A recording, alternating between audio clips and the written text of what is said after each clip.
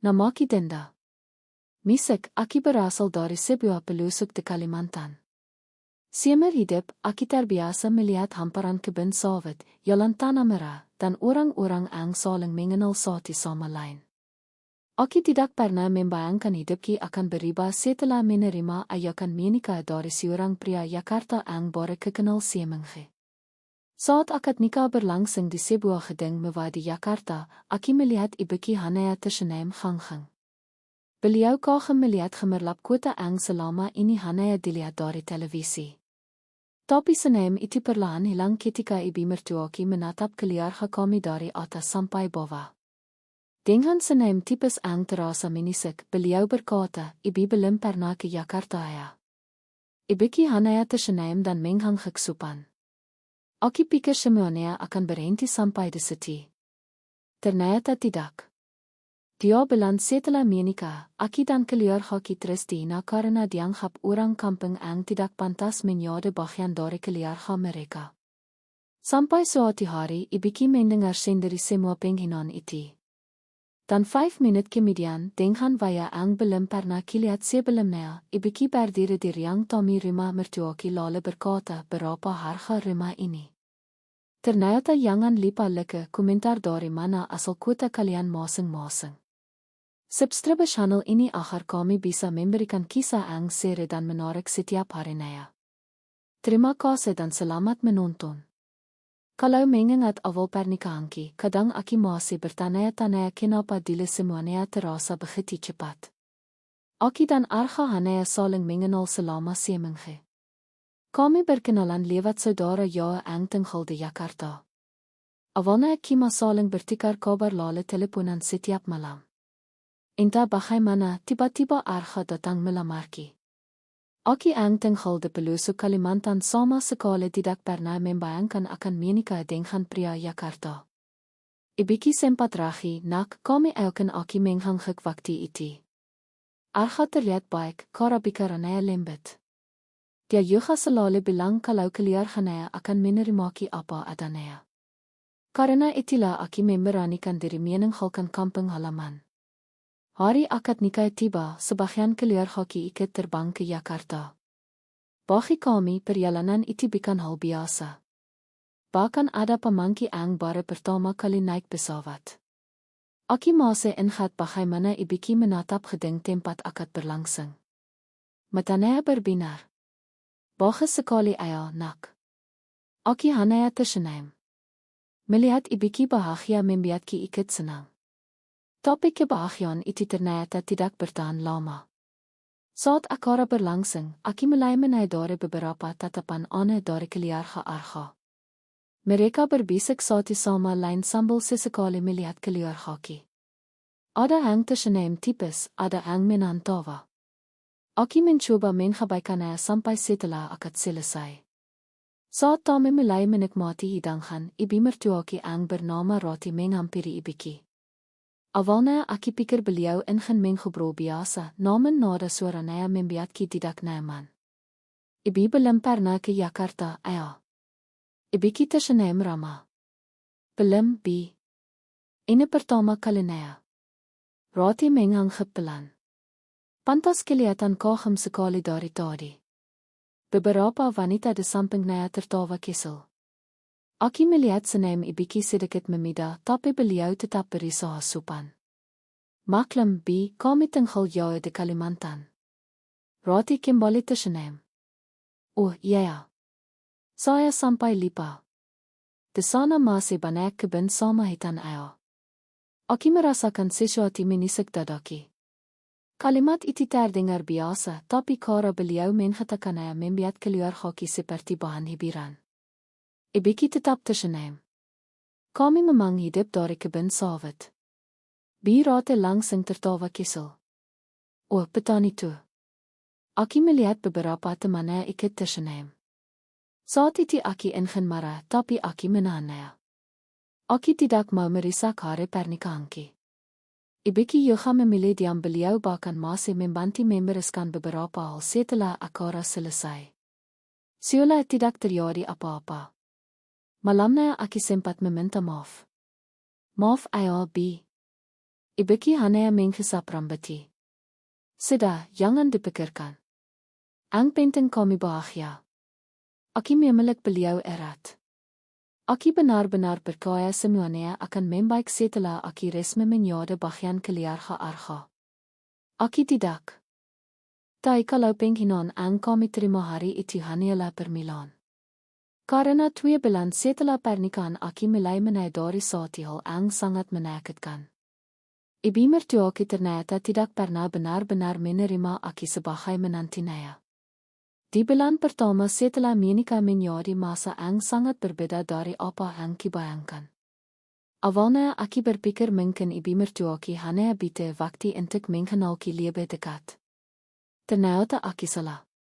Semakin lama sikap beliau justru semakin menakutkan. Aki dan Arga tinggal satu rumah dengan ibu roti. Alasannya sederhana. Arga ingin menabung sebelum membeli rumah sendiri. Aki setia. Aki ingin menjadi istri yang baik. Setiap pagi aki bangun lebih awal. Menyiapkan sarapan, membersihkan rumah, mencuci pakaian, bahkan sering membantu pekerjaan yang sebenarnya bisa dilakukan sendiri oleh ibu mertua aki. Tapi semua yang dilakukan selalu salah di matanya. Suatu pagi saat aki sedang menyapu halaman, beliau memanggil ki. Dinda, ya, bi. Karena penaya kop kasar begitu. Aki langsung berhenti. Maaf, bi, nanti saya hilang. Beliau menggeleng. Pantas saya dari kampung aki meninduk. Kalimat itu terdengar sederhana, tapi hampir setiap hari aki mendengarnya dari kampung, anak petani, orang desa. Lama-lama kata-kata itu terasa seperti pisau yang terus menggores hati. Ang lebih menakutkan, Arga selalu memilih diam suatu malam, aki memberanikan diri bicara, mas, aki merasa ibu kirang suka sama aki. Arga menarik napas panjang. Kami jangan terlalu sensitif. Aki terdiam. Mungkin memang aki terlalu berharap dia membelaki. Sejak malam itu, aki memilih memendam semuanya sendiri. Namun, masalah tidak berhenti di dalam rumah. Suatu hari ibu roti mengadakan acara arisan bersama teman-temannya. Aki membantu menyiapkan makanan sejak pagi. Saat para tamu datang, aki sibuk mondar-mandir membawa minuman. Tiba-tiba aki mendengar nama aki disebut. Itu menanti misek ibu ayah. Suara salah satu tamu terdengar jelas. Ya. Asalnya dari mana? Kalimantan. Oh ya juga. Ibu roti tertawa kesal. Ya banget malah. Dari pelusuk beberapa orang iki tertawa. Aki masih mencoba mengabaikannya sampai ibu roti melanjutkan enteng anak saya kasihan. Kalau enggak mana mau dia nikah sama anak petani sawit. Dadaki langsung sesak. Tanhangki gemeter memegang nampan. Aki merasa selire rianghan sedang melihat ke arah ki. Sula aki ini sesuatu yang memalukan. Saat itu aki berharap Arga muncul dan menghentikan semua ucapan itu. Tapi suamiki malah duduk santai di ruang tamu bersama para tamu pria. Dia mendengar. Aki yakin dia mendengar. Tapi dia tidak mengatakan apa-apa. Malamnya aki menangis diam-diam di kamar mandi. Untuk pertama kalinya sejak menikah aki merindukan rumah. Aki merindukan ibuki. Aki merindukan tempat di mana tidak ada seorang pun yang merindukan kami hanya karena hidup sederhana. Keesokan harinya aki menelepon ibu. Beliau langsung tahu aki sedang sedih. Kami habis nangis saya. Nah, aki biru-biru menghapus air mata. Enggak kok, bi. Tapi seorang ibu selalu tahu kalau ada apa-apa cerita sama ibu, aki hampir menceritakan semuanya. Hampir tapi aki tidak tega membiarkan beliau khawatir. Jadi, aki hanya berkata kalau aki baik-baik saja yang tidak aki sadari. Beberapa hari kemudian, seseorang tanpa sengaja mengirimkan sebuah rekaman suara ke nomor ibuki. Dan rekaman itu berisi penghinaan yang selama ini diterima dari keluarga suamiki. Saat mendengarnya, untuk pertama kalinya ibuki tidak bisa menahan amarahnya. Dan saat iti tanpa sepen hanki beliau melaimer sana kan seshaati. Aki sama sekali tidak tahu kalau ibiki sudah mendengar rekaman penghinaan iti. Hari-hari kita tetap berjalan seperti biasa atau lebih tepatnya semakin birek dari hari ke hari. Sejak akara arisan iti, ibi roti sula tidak lagi berisa menaikkan rasa tidak sukanya misek padaki. Beliau mulai terang-terangan merendahkan di depan orang lain. Kalau ada tetangga datang, beliau selalu penaya kara untuk membiat kimali. Suatu sore salah satu tetangga mampir ke rumah. Namanya Biseska.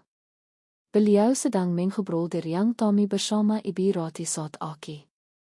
Membawa miniman. Begitu Aki pergi ke dapur, Aki masih bisa mendengar suara mereka. Kasihannya anak muda sekarang. Suara Biseska terdengar pelan. Kenapa, Bi? Tanya ibu roti. Ayo, merantau ke Jakarta. Ibu roti langsung tertawa. Merantau. Tapi kalau enggak kitimi anak saya mungkin masih di kampung bantu panen sawit. Mereka kembali tertawa. Aki ang mendengar dari dapur hanya bisa menggigit beber. Aki mulai merasa keberadaanki di rumah itu memang tidak dengenkan. Namun penghinaan ternyata belum cukup bagi mereka.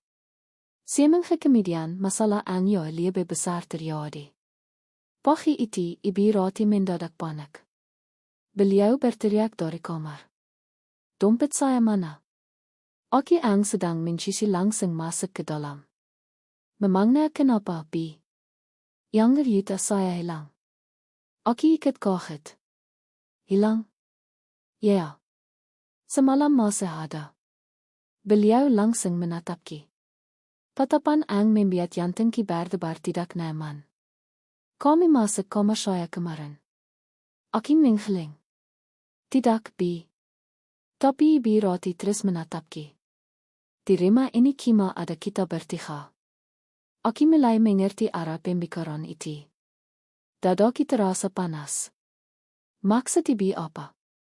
Beliau tidak menjawab tapi ekspresinya sudah cukup jelas. Saat arha pelang malam itu, ibu roti langsung menghadi. Yang ibu hilang. Arha terlihat kaget. Terus ibu hak tahu siapa ang ambil. Tapi orang ang paling mungkin beliau sengaja menghentikan kalimatnya sambil menatapki. Aki langsung berdiri, Mas, Aki hak pernah ambil yang siapan. Arha terlihat bingung. Dia menatap ibunya lalu menatapki.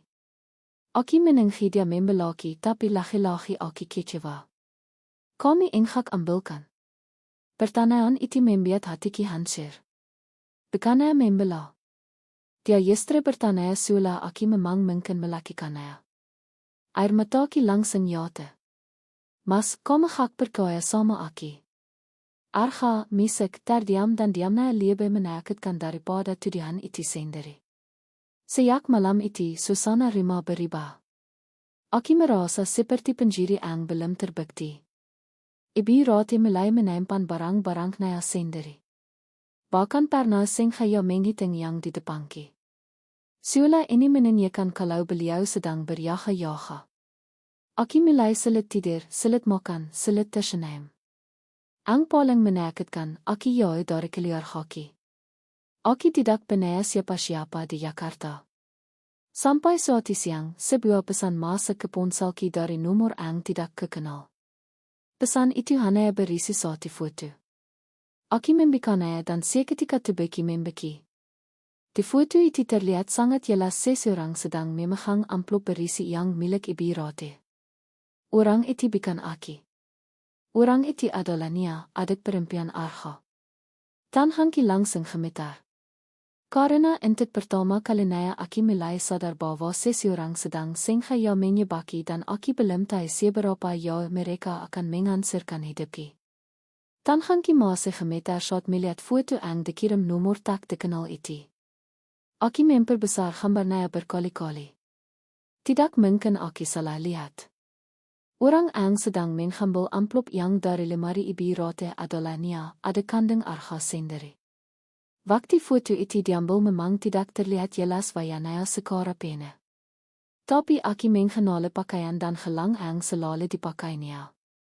Aki langsung menempan foto iti. Dalam hati aki merasa lega. Sê tidak naya sekarang aki penaya bukti kalau aki tidak bersalah. Tapi ternyata masalah naya tidak sesederhana iti. Malam hari naya niat datang ke rumah. Seperti biasa, ibu rata langsung menyambut naya dengan hangat. Berbeda jauh dengan perlakuannya kepada aki. Aki ang sedang menyiapkan makan malam memilih diam namun tiba-tiba nia didek demi ya makan lalu berkata sesuatu ang membuat kisauk. Bak denda enak tinggal di Jakarta. Aki menoleh. Maksud naya nia tersenaim tipes. Ang gak berleker ya berat lagi ing gak kayak di kampung. Ibu rate langsung ikut tertawa. Benar juga. Aki berusaha mengendalikan musiki. Tapi penghinaan iti makan menjadi-jadi. Nia lalu berkata lagi enting mas arga baik. Kalau laki-laki lain belum tenti mau nikah sama orang kampung, aki langsung kehilangan selera makan. Ang membuat sakit bukan hanya ucapan mereka, tapi arga ang didek di sana laki-laki memilih diam tidak. Ada satu kalimat pen untuk menghentikan adiknya. Tidak ada satu kalimat pen untuk membelaki. Malam itu aki masuk kamar lebih dili. Aki menangis sampai tertidur.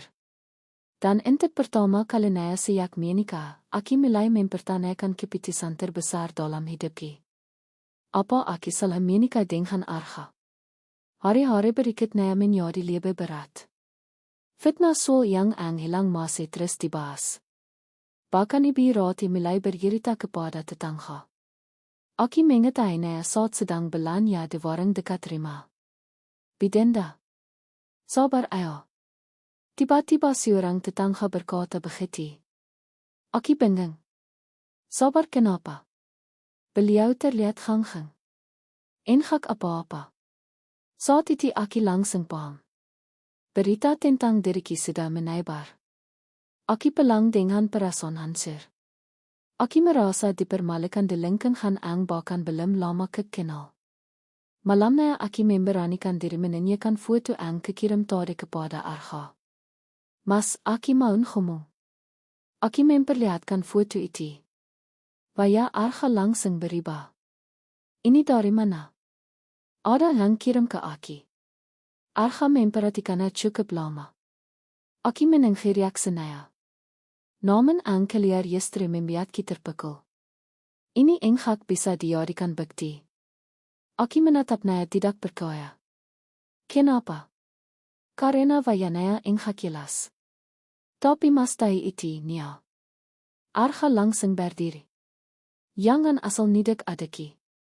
Kalimat itu seperti menghantam dadaki. Aki mulai sadar. Masalah sebenarnya bukan soal bukti. Masalahnya adalah arga selalu lebih percaya keluarganya daripada istrinya sendiri. Aki menangis malam itu dan untuk pertama kalinya aki menelepon ibuki sambil terisa. Aki tidak sanggup lagi menahan semuanya sendirian. Di ujung telepon ibuki hanya dia mendengarkan. Beliau tidak memotong ceritaki, tidak menaiki sabar, tidak menaiki menghala. Beliau hanya mendengar sampai selesai. Setelah itu beliau berkata pelan, sudah cukup nak. Aki misik terdiam. Apa maksud ibu? Suara ibuki berubah. Tenang tapi terasa sangat dingin. Sudah cukup kami diperlakukan seperti itu. Besok ibu datang ke Jakarta. Jantungki langsung berdegap kencang. Aki belum pernah mendengar nada bicara ibuki seperti itu. Dan entah kenapa aki merasa kedatangan beliau kali ini akan mengubah segalanya. Sejak menelepon ibuki malam itu, perasaanki campur aduk. Di satu sisi aki rindu sekali pada beliau. Tapi di sisi lain aki takut. Aki takut ibu melihat sendiri bagaimana aki diperlakukan selama ini. Aki takut beliau terluka. Keesokan harinya, ibu benar-benar datang ke Jakarta. Beliau datang sendirian, tidak membawa saudara, tidak membawa siapa-siapa, hanya sebuah koper kecil dan tas tangan sederhana yang selalu menemaninya kemana-mana. Saat aki menjem pit beliau, aki langsing memelik nea erat. Armetaki tidak bisa ditanlahi. Ibi menghisap kepalaki. Sudah, nak. Sekarang ibi di sini. Entah kenapa hanya kalimat sederhana itu saya sudah membuat dadaki terasa lebih ringan.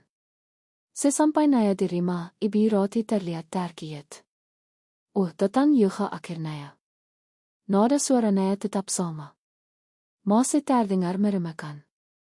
Ibi kita senem supan. Ya, Bi. Saya sekalian mau lihat anak saya. Ibi roti hanya menghangkik singkat. Tidak ada sambitan hangat, tidak ada keramaan. Sepanjang siang, suasana rumah terasa sanghang. Aki berharap semuanya berjalan baik, tapi ternyata Aki terlalu berharap. Suara harinya, ibi roti kedatangan beberapa temannya. Mereka sering berkumpul di rumah untuk mengobrol. Aki sedang membantu membuat minuman di dapur saat mendengar suara mereka. Dan seperti biasa, namaki kembali menjadi bahan pembicaraan. Menantinya mana Bi tanaya salah satu Tommy.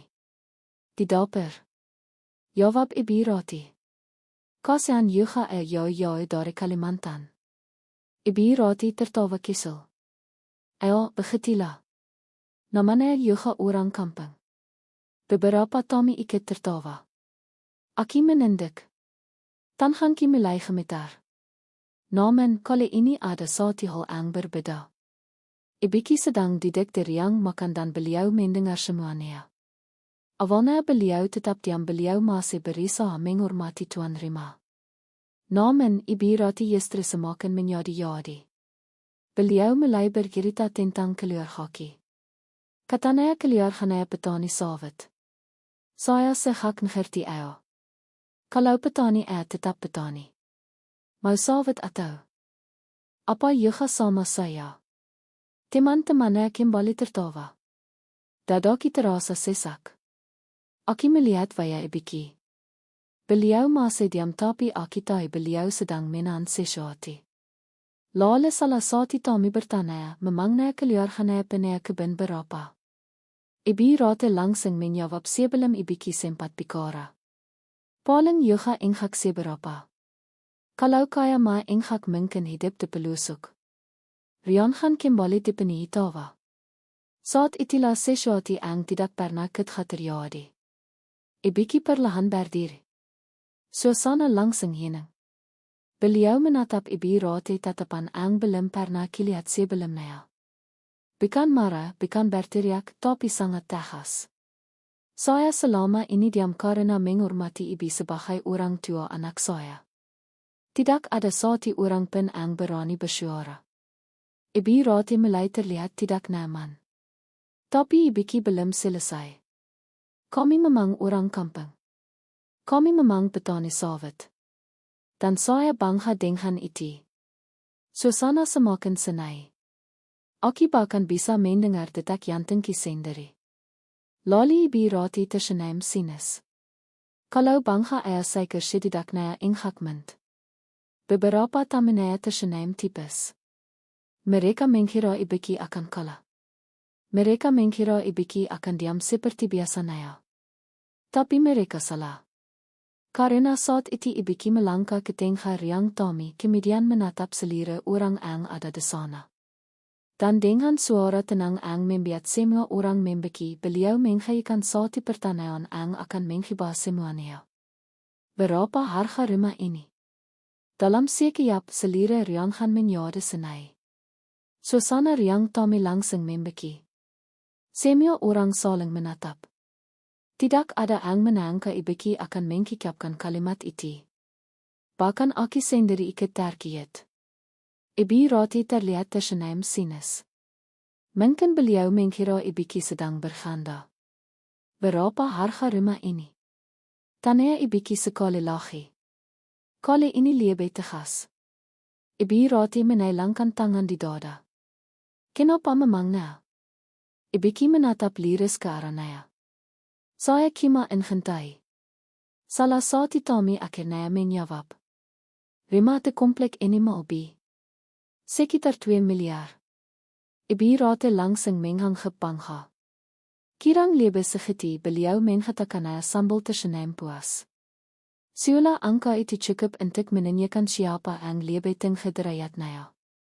Aki mulai merasa tidak nyaman. Aki tai ibiki bikan orang ang suka pamer. Semer hidup beliau selalu menghayarkan hidup sederhana.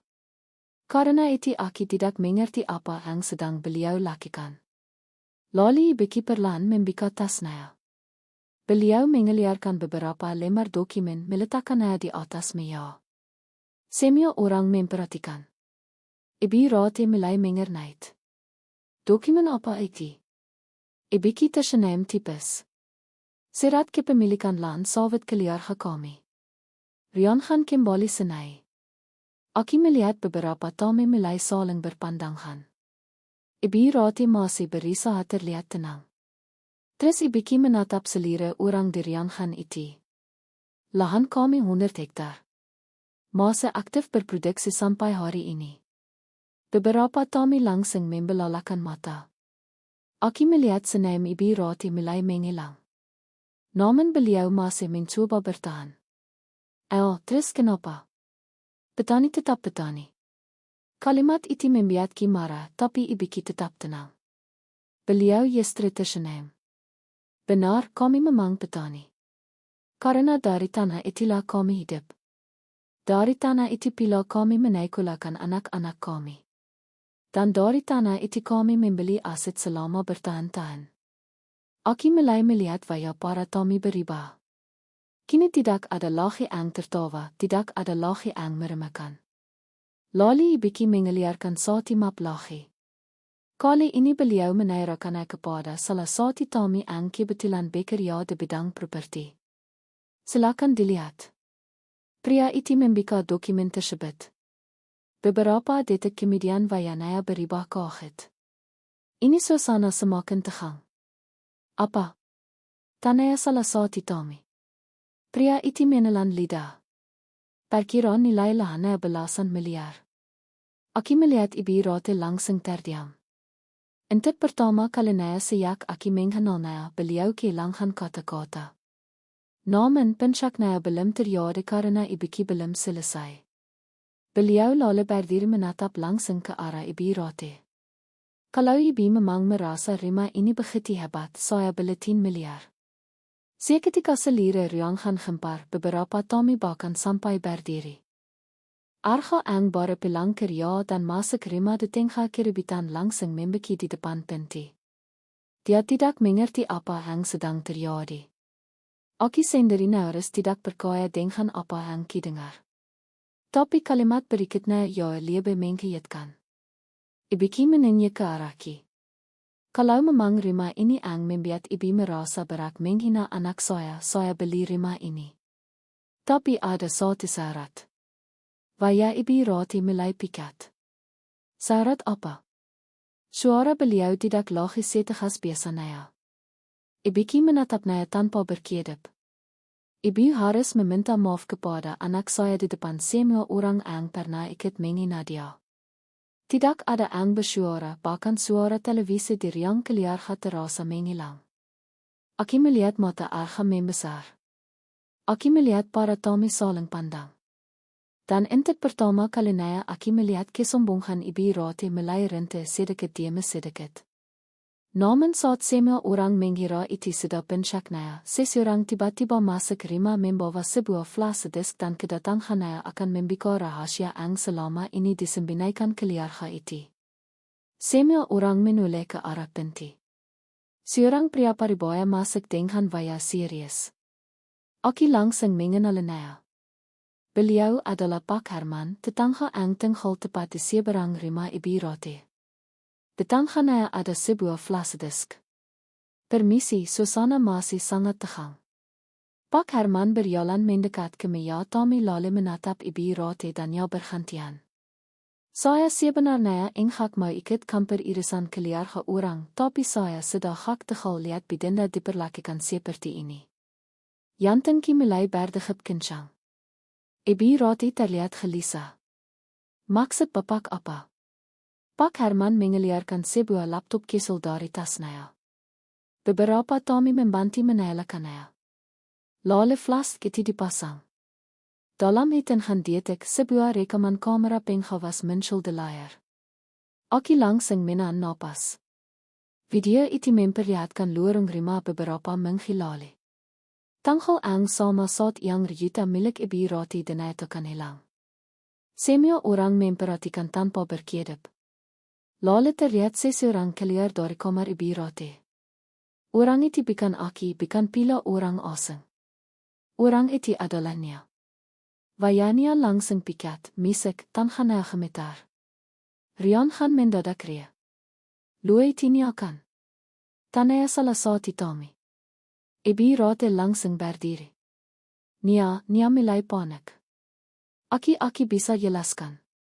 Tapi rekaman belum selesai. Beberapa menit kemudian terlihat Nia memasukkan amplop ke dalam tas Nia. Sangat jelas. Tidak bisa dibantah. Aki melihat Arga menatap adik Nia dengan vaya sauk.